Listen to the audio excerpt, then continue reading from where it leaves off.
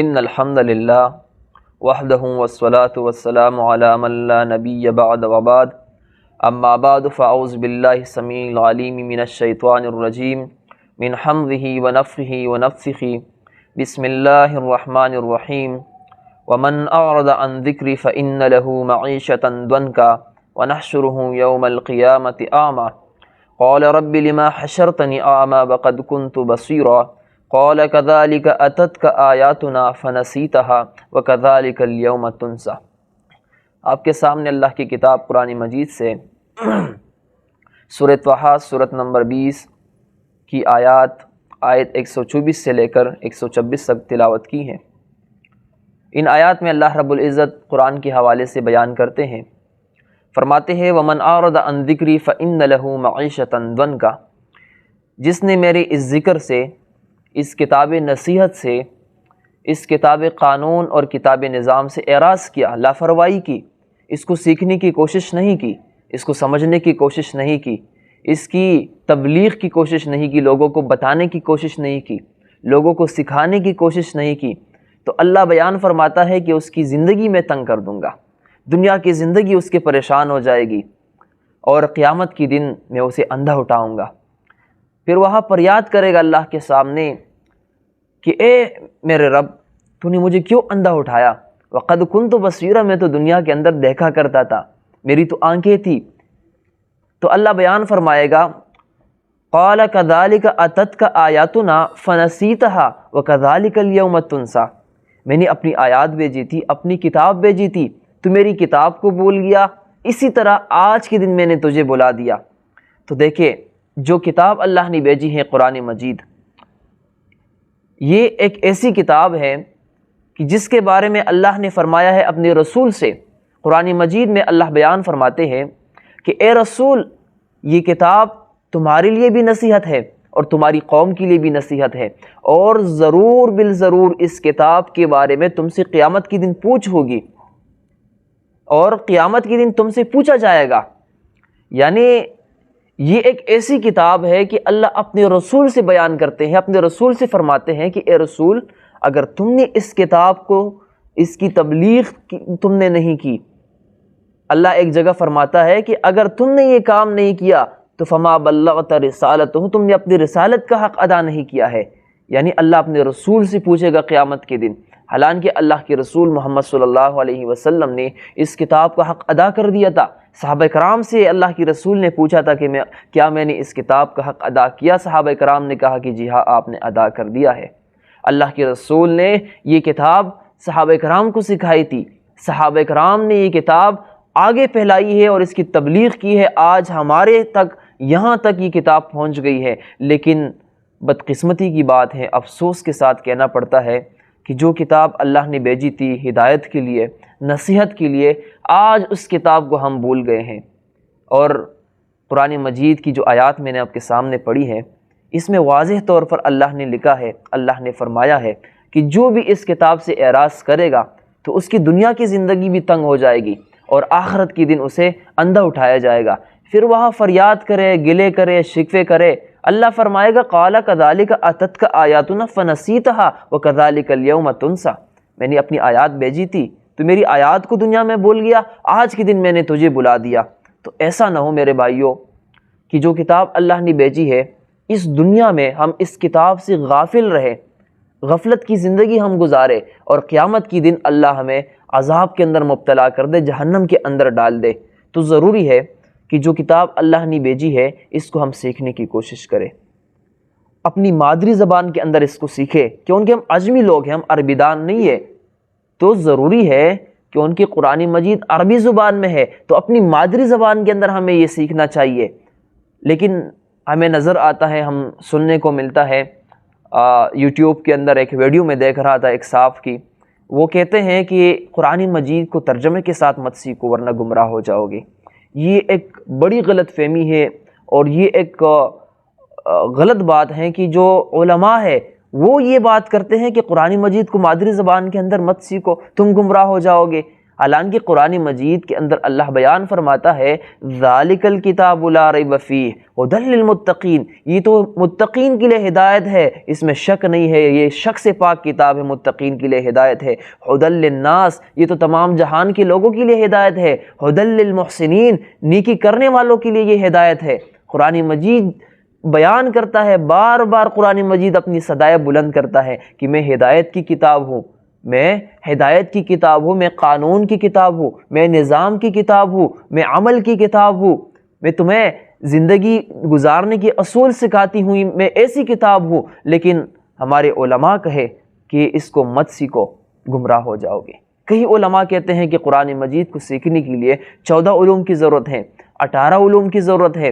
حالانکہ قرآن مجید سورہ القمر میں اللہ بیان فرماتے ہیں، 4 مقامات پر اللہ فرماتا ہے وَمَنْ أَعْرَضَ عَنْ ذِكْرِي فَإِنَّ لَهُ مَعِيشَةً ضَنْكَ سورہ القمر میں اللہ بیان فرماتا ہے وَلَقَدْ يَسَّرْنَا الْقُرْآنَ لِلذِّكْرِ فَهَلْ مِن مُدَّكِرٍ، کہ اس کتاب کو میں نے آسان کر دیا ہے، کوئی ہے اس کتاب سے نصیحت لینے والا؟ اللہ کو تو سپاہی درکار ہے کہ کوئی آ جائے اس میدان میں، کتاب کو سیکھنے کی کوشش کرے، سکھانے کی کوشش کرے۔ میرے بھائیو، ایک ایسی کتاب ہے کہ جن لوگوں کو ہم مشرکین سمجھتے ہیں، مشرکین مکہ جس کو ہم کہتے ہیں، ابو جہل، اخنس، اور چونکہ ابو سفیان بھی اس دور میں ایمان نہیں لائے تھے تو وہ بھی ان کا ساتھی تھا۔ ابو سفیان نے جب ایمان لایا، اس نے ایک واقعہ صحابہ کرام کو سنایا ہے، وہ واقعہ میں آپ کے سامنے سنانا چاہتا ہوں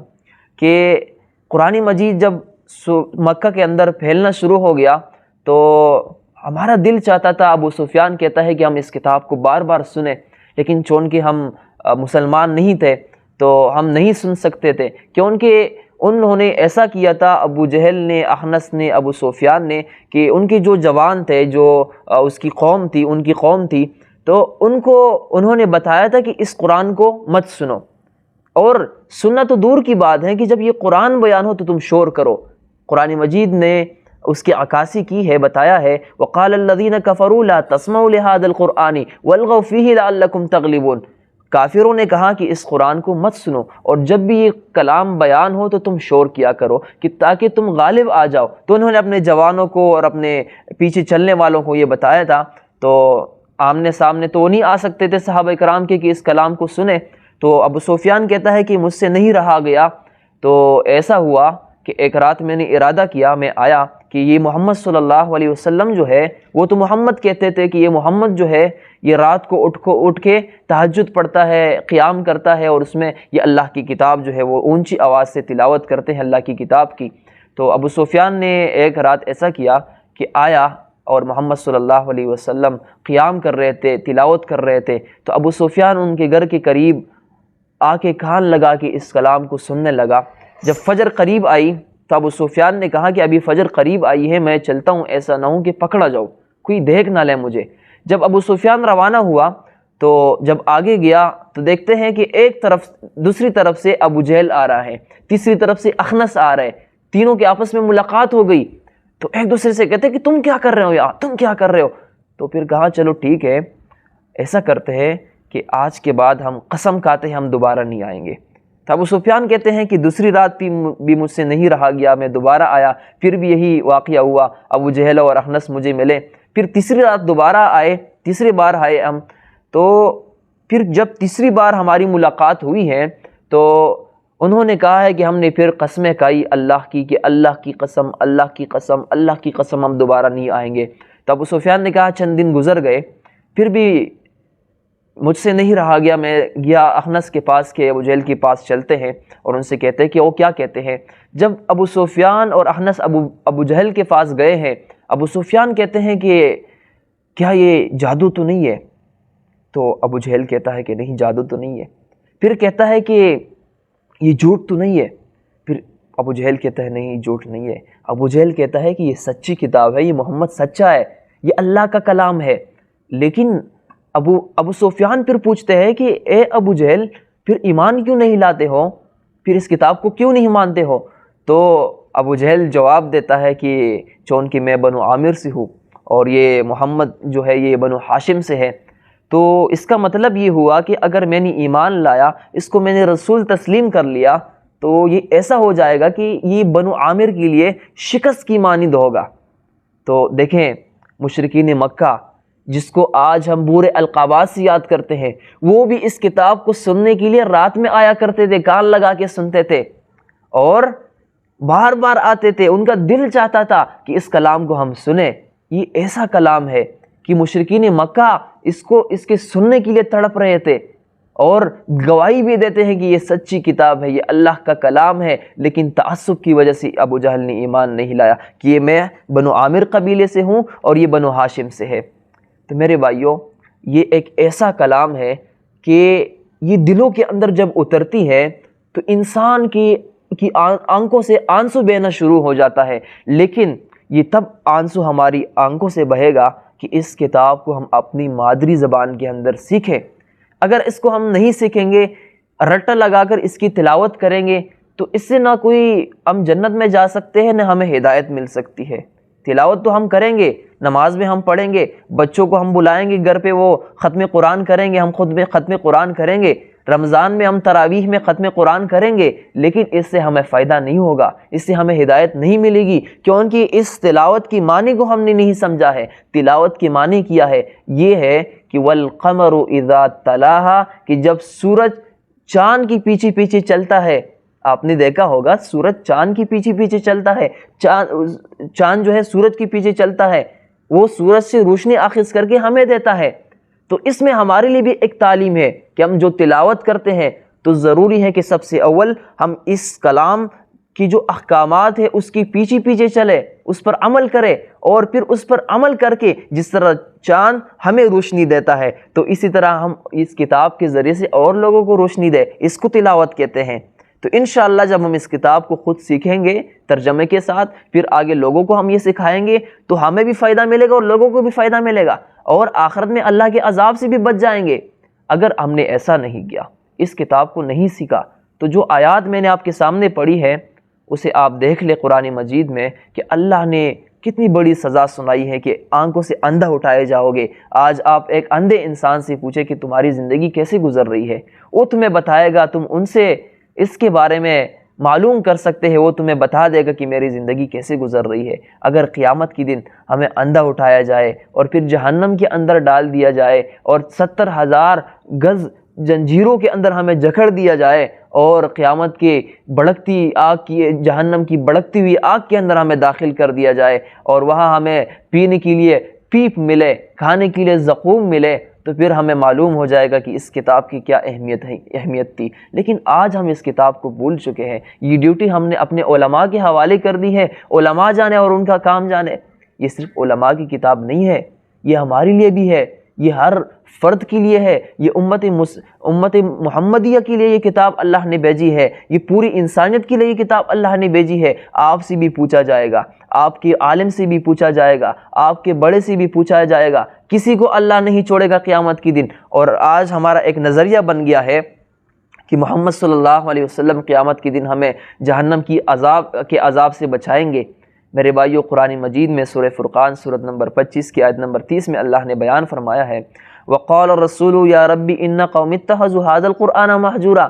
اللہ کی عدالت میں رسول کھڑے ہوں گے محمد عربی صلی اللہ علیہ وسلم اور شکایت کریں گے، سفارش نہیں کریں گے اور فرمائیں گے کہ اے میرے رب، میری یہ قوم، میری یہ امت جو جہنم کی طرف جا رہی ہیں، جو آگ کی طرف جا رہی ہیں، یہ اس وجہ سے جا رہی ہیں کہ انہوں نے کتاب اللہ کو چھوڑ دیا تھا، اس کو محجور کر دیا تھا، اس سے انہوں نے ہجرت کی تھی، اس کو سیکھنے کی کوشش نہیں کی تھی، اس کو سکھانے کی کوشش نہیں کی تھی۔ میرے بھائیوں، آج اس کتاب کو ہم نے بازیچہ اطفال بنا دیا ہے، بچوں کا کھیل بنا دیا ہے۔ آج ہم نے اس کو طاقوں میں اتنا اونچا اس کتاب کو ہم نے رکھا ہے کہ ہمارا ہاتھ وہاں تک نہیں پہنچ جاتا ہے، وہاں اس کے اوپر دھول مٹی لگ جاتی ہے، یہ گندا ہو جاتا ہے۔ آج اس کتاب کو ہم زیادہ سے زیادہ اٹھاتے ہیں قسم کھانے کے لیے، اس کے اوپر قسم کھاتے ہیں، جب صلح ہوتی ہے قسم کھاتے ہیں، حالانکہ اللہ کے رسول نے فرمایا ہے من حلف بغیر اللہ فقد اشرک، جس نے غیر اللہ کی قسم کھائی اس نے اللہ کے ساتھ شرک کیا۔ آج اس کتاب کو ہم اٹھاتے ہیں کہ اگر جب ہم نیا مکان بناتے ہیں یا نئی دکان بناتے ہیں تو اس میں ہم بچوں کو بلاتے ہیں مدرسہ سے اور وہ بچے آتے ہیں، اس میں اندر ختم قرآن کرتے ہیں۔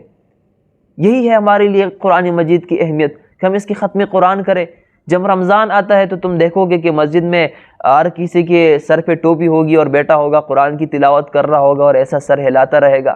یہی ہے قرآن مجید کی اہمیت کہ تم اس کی صرف رٹا لگا کے تم اس کو پڑھو یا سوچ سمجھ کر اس کو پڑھو۔ یہ قرآن مجید کی اہمیت نہیں ہے ہمارے دلوں کے اندر۔ آج اگر ہم نے اس کو استعمال کیا ہے تو تعویذ گنڈوں کے اندر ہم نے اس کو استعمال کیا ہے، تعویذات لکھتے ہیں، اپنے مولیوں کے پاس جاتے ہیں، ہماری مولوی حضرات ہمیں اس کی تعویذ لکھ کے دیتا ہے۔ الان کی قرآن مجید کہتا ہے یہ تعویذ کے لیے نہیں آئی تھی، یہ ختم قرآن کے لیے نہیں آئی تھی، یہ طاقوں پہ رکھ کے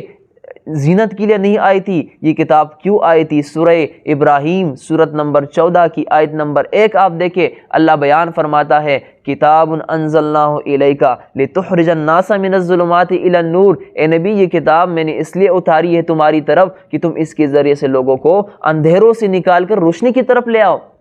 شرکیات سے نکال کر توحید کی طرف لے آؤ، کفر سے نکال کر ایمان کی طرف لے آؤ، بدعت سے نکال کر سنت کی طرف لے آؤ، فرقواریت سے نکال کر اسلام کی طرف لے آؤ، بغاوت سے نکال کر صلح کی طرف لے آؤ۔ یہ کتاب تو اس لیے آئی تھی، کتاب آئی تھی کتاباً انزلناہ الیک مبارکن لیدبروا آیاتہ، یہ برکت والی کتاب ہے لیکن اس لیے آئی تھی کہ اس کی آیات کے اندر غور و فکر کیا جائے،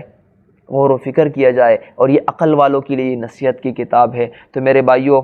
میں ایک پیغام آپ لوگوں کو دینا چاہتا ہوں کہ یہ کلام اللہ نے بھیجا ہے، یہ اس لیے نہیں بھیجا تھا کہ ہم جو چیزیں میں نے بیان کی ہم وہی چیزیں اس سے آخذ کریں اور باقی اس کتاب سے ہم نصیحت بھی نہ لیں، اس کتاب کو ہم سیکھنے کی کوشش بھی نہ کریں، اس کی تبلیغ کی کوشش بھی نہ کریں، اس کی جگہ ہم اپنے ہاتھ میں فضائل اعمال لے کے گھومے پھریں، اس کی تبلیغ کریں۔ میرے بھائیوں، ہمیں اس کتاب کی تبلیغ کرنی چاہیے، اس کتاب کو ہمیں سیکھنا چاہیے، اس کتاب کا پیغام ہمیں دنیا والوں تک پہنچانا چاہیے۔ ہمیں اگر ہم یہ ڈیوٹی نہیں کریں گے، سورہ توبہ میں اللہ نے فرمایا ہے کہ تمہیں عذاب علیم دوں گا اور تمہاری جگہ میں کسی دوسری قوم کو لاؤں گا۔ تو میرے بھائیوں، اللہ سے دعا کرتے ہیں کہ اللہ رب العالمین ہمارے دلوں کے اوپر اس کتاب کی تسکین نازل فرمائے، ہمارے دلوں کے اندر اللہ رب العالمین محمد صلی اللہ علیہ وسلم کی محبت پیدا کرے، اس کتاب کے لیے محبت پیدا کرے، اس کتاب کے لیے ہمارے دلوں کے اندر ایک جگہ بنائے، ایک مقام بنائے، تاکہ ہم اس کتاب کی عزت اور اس کا جو مقام ہے اس کو ہم جان سکیں اور اس کے مطابق اس کتاب پر ہم عمل کریں اور ہم دوسرے لوگوں تک بھی سکھائے پہنچائیں، یہ کتاب دوسرے لوگوں کو بھی سکھائیں۔ تو میرے بھائیوں، اللہ سے ہم یہ دعا کرتے ہیں کہ اللہ رب العالمین ہمیں اس پر عمل کرنے کی توفیق عطا فرمائے، اور انشاءاللہ یہ ایک پروگرام ہم نے ارینج کیا ہے، مختلف موضوعات پر ہم چھوٹی چھوٹی ویڈیو بناتے رہیں گے، کبھی اعمال کی طرف، کبھی عقیدے کی طرف، کبھی قرآن مجید کی اہمیت اور اس کے حقوق، یہ ساری چیزیں ہم انشاءاللہ ڈسکس کرتے رہیں گے۔ اور آپ لوگوں سے بھی کہتے ہیں کہ اگر آپ لوگوں کا کوئی سوال ہو یا کوئی اشکال ہو یا کوئی اور مسئلہ ہو تو ہماری ویڈیو کے کمنٹ میں آپ آئے، اپنا سوال آپ پیش کریں، اپنا سوال آپ لکھیں، انشاءاللہ آپ کے سوال کے جواب میں آپ کو آپ کے کمنٹ میں انشاءاللہ ہم ویڈیو بنا کے اس کا لنک آپ کو بھیجیں گے اور انشاءاللہ آپ کے سوال کا جواب ہم دیں گے اللہ کی کتاب اور سنت رسول صلی اللہ علیہ وسلم سے۔ اللہ سے دعا ہے کہ اللہ رب العالمین ہمیں بولنے اور سننے سے زیادہ عمل کرنے کی توفیق عطا فرمائے۔ اقول قولی ھذا استغفر اللہ لی ولکم ولسائر المسلمین۔